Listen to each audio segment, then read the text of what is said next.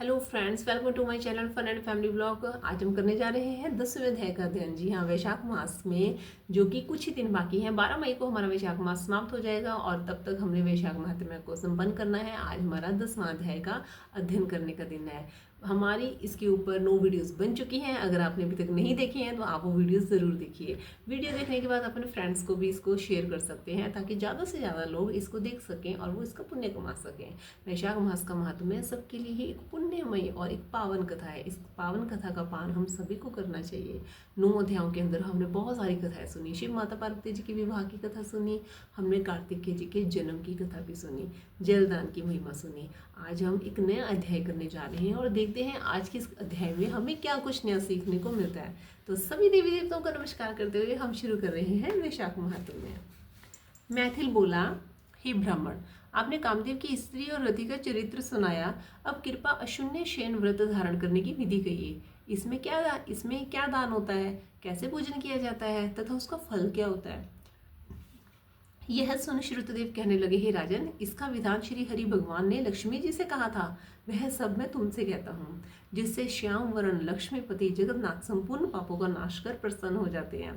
हे महापति, सोने व चांदी की मनोहर मूर्ति बनवाएं, पीताम्बर धारण कर सुंदर वनमाला से सजाएं, पुष्पों और सुगंधित द्रव्यों से पुरुषोत्तम भगवान का श्रवण और शुक्ला द्वितीय से 4 मास तक प्रतिदिन पूजन करें और ब्राह्मणों को शैया दान और वस्त्र दान करें। ब्राह्मणी सहित भोजन कराएं। फिर मार्ग शीर्षादि मासों में पूर्वत रक्त वर्ण हरि भगवान का रुक्मणी सहित ध्यान कर पूजन करें। ऐसे ही चैत्र मास से 4 मास तक भूमि पर आसन बिछा भक्ति से हरि भगवान का पूजन करें और आषाढ़ की द्वितीय के दिन समाप्त करें।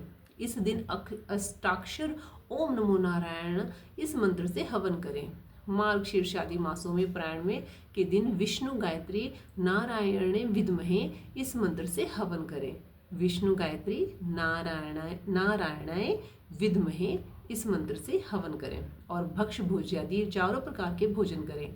चैत्र मासों में सहस्त्र शीर्षा इस पुरुष सूक्त मंत्र से हवन कर पंचामृत खीर घृत पका मालपुआ भोग के लिए कराएं और लक्ष्मी नारायण को स्नान करा बीच में श्री कृष्ण जी के सोने व चांदी की मनोहर मूर्ति रख भोग लगाएं।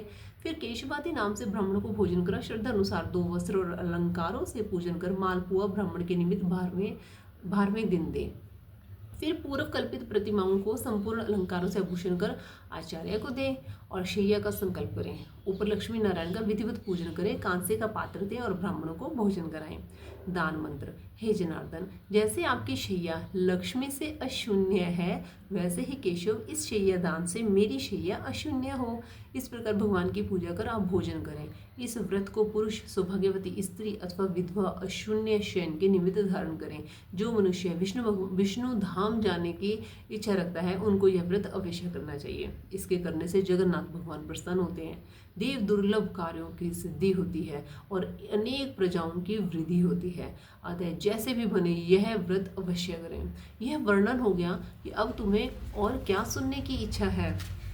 यह सुन राजा ने फिर श्रुतदेव जी से पूछा कि हे महाराज, वैशाख मास में छत्र दान करने का महात्म्य सुनाइए, क्योंकि वैशाख के कर्तव्य शुभ कर्मों को सुनते सुनते मेरी तृप्ति नहीं होती। राजा के ऐसे वचन सुनकर श्रुतदेव जी ने राजन से कहने लगे, छत्रदान के फल की एक प्राचीन कथा कहता हूँ।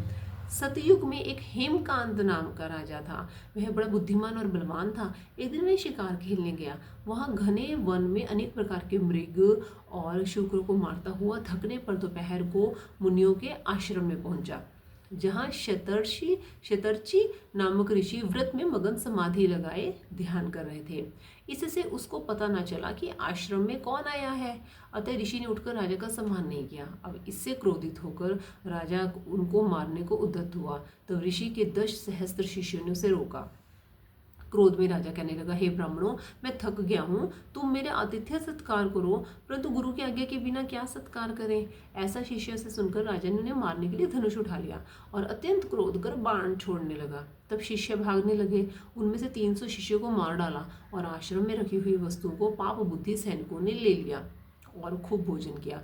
जब सायंकाल के समय राजा सेना सहित पुरी में आया तो उसके पिता कुशकेतु ने इस दुष्ट व्यवहार को सुना तो बेटे की निंदा कर पुरी से बाहर निकाल दिया। तब हेमकांत व्याकुल हो गहन वन में चला गया। वहां उस ब्राह्मणों की हत्या उसे सताने लगी। वहां पर जीव जंतु को मार कर खाते हुए इधर उधर घूमते घूमते 28 वर्ष बीत गए। एक दिन की बात है, तीर्थ यात्रा करते हुए त्रित नामक महामुनि वैशाख मास में दोपहर के समय वन में आए, जो धूप और तृषा के मारे व्याकुल हो वृक्षहीन स्थान में मूर्छित होकर गिर पड़े। देवयोग से हेमकांत ने त्रित मुनि की ऐसी दशा में देखकर ढाक के पत्तों की छतरी बना धूप निवारण के लिए सर पे लगाई और अलंबू का जल दिया। इस उपचार से मुनीश्वर की मूर्छा जाती रही। जब चेत हुआ तो उन पत्तों की छतरी को लगाए धीरे धीरे किसी गांव में पहुंचे। इसी पुण्य के प्रभाव से उनकी 300 ब्रह्म हत्याएं दूर हो गई, जिससे हेमकांत को बड़ा विस्मय हुआ कि मेरी ब्रह्म हत्या कैसे दूर हो गई, वह ब्रह्म हत्या के पाप से कैसे मुक्त हुआ। इसी विचार में पड़ा था कि हेमकांत को संग्रहणी रोग उत्पन्न हो गया, जिसे पारस संकटजान व्याकुल हुआ।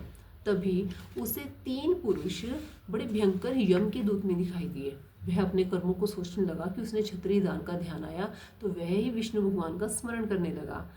तुरंत भगवान विष्णु ने अपने महामंत्री विश्वक्सेन को आज्ञा दी कि तुम जल्दी जाकर यमदूतों को रोको, क्योंकि हेमकांत ने वैशाख मास में धर्म किए हैं, इसलिए उन्हें छुड़ाकर उनके पिता कुशकेतु राजा के पास ले जाकर कहो, विष्णु भगवान की आज्ञा अनुसार तुम हेमकांत को राज्य का भार सौंप दो। विष्णु भगवान की आज्ञा पा विश्वक्सेन हेमकांत को साथ लेकर कुशकेतु के पास गए और जो जो बातें भगवान विष्णु ने कही थी वह सब उनको बता दी, जिनको सुनकर कुशकेतु ने पुत्र को सिंहासन पर बिठाया और स्वयं अपनी स्त्री सहित वन में तपस्या करने को चले गए। तब राजा हेमकांत ने विशाख मास में कहे सब शुभ धर्मों को किया, जिसके करने से जितेंद्रिय, दयालु, सर्व संपत्तियों से युक्त, पुत्र पौत्रादि से संपन्न हो संपूर्ण भोगों को भोग कर विष्णु लोक को गया। वैशाख मास में धर्मों से अधिक कोई धर्म पापों को नष्ट करने वाला नहीं है। यह सुलभ तथा धर्म, अर्थ, काम, मोक्ष रूप पुरुषार्थ चतुर्थर्थ का दाता है। इस प्रकार से आज हमारा 10वां अध्याय भी संपन्न हुआ। आप इस अध्याय को ज़्यादा से ज़्यादा लोगों के साथ शेयर कीजिए, अपने फ्रेंड्स के साथ शेयर कीजिए, ताकि उनको भी इस कथा को सुनने का मौका मिल सके। धन्यवाद।